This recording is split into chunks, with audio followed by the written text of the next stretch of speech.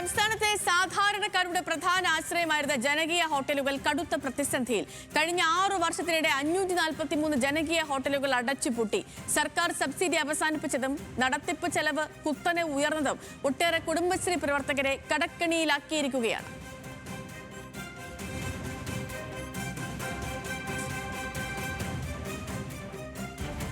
സാധാരണക്കാർക്ക് ന്യായമായ നിരക്കിൽ ഭക്ഷണം എന്ന ലക്ഷ്യത്തോടെ 2020 വിശപ്പുരഹിത കേരളം പദ്ധതിയുടെ ഭാഗമായി ഇടതു സർക്കാർ ജനകീയ ഹോട്ടലുകൾ ആരംഭിക്കുന്നത്.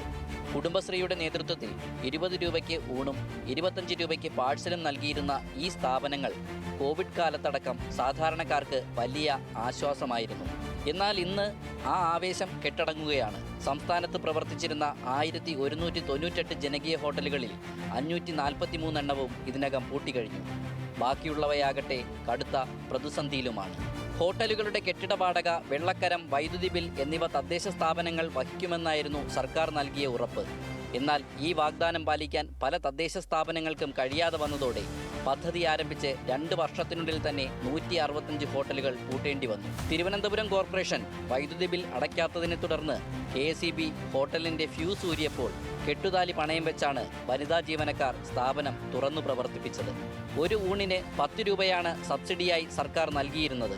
എന്നാൽ സാമ്പത്തിക പ്രതിസന്ധിയുടെ പേരിൽ കഴിഞ്ഞ വർഷം സബ്സിഡി സർക്കാർ നിർത്തലാക്കിയതോടെ ജനകീയ ഹോട്ടലുകളുടെ അടുപ്പുകളും ഒന്നൊന്നായി അണഞ്ഞു. തിരുവനന്തപുരം ജില്ലയിൽ മാത്രം 60ഓളം ഹോട്ടലുകളാണ് ഇതിനോടകം പ്രവർത്തനം നിർത്തിയത്. സബ്സിഡി നിർത്തലാക്കിയതോടെ 20 രൂപ ഊണിന്റെ വില 35 മുതൽ 40 രൂപ വരെയായി വർദ്ധിച്ചു.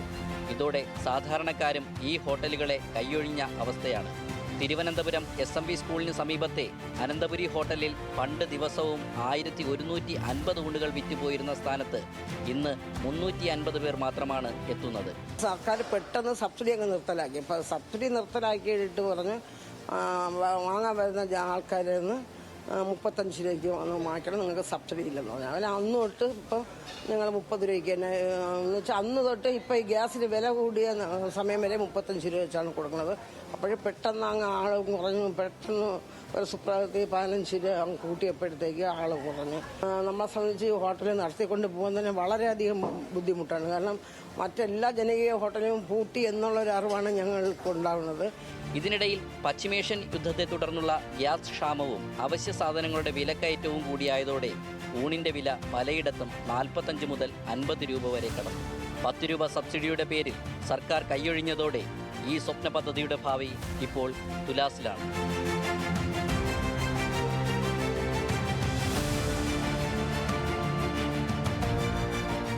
പദ്ധതികൾ പ്രഖ്യാപിക്കുമ്പോൾ കൈയടിക്കാൻ ആയിരങ്ങളുണ്ടായിരിക്കും. എന്നാൽ പ്രഖ്യാപിച്ച പദ്ധതി തൻ്റെ ഇടത്തോടുകൂടി നടത്തിക്കൊണ്ടുപോകാനുള്ള ആർജവമാണ് ഭരണകൂടം കാണിക്കേണ്ടത്. നാളെ ഈ അടുപ്പുകൾ നിന്നുപോയാൽ അതിന് ഉത്തരം പറയേണ്ടത് സർക്കാരും തദ്ദേശ ഭരണ സ്ഥാപനങ്ങളുമായിരിക്കും. ക്യാമറമാൻ കൃഷ്ണപ്രസാദിനൊപ്പം അനിരു അശോകൻ, ന്യൂസ് മലയാളം, തിരുവനന്തപുരം.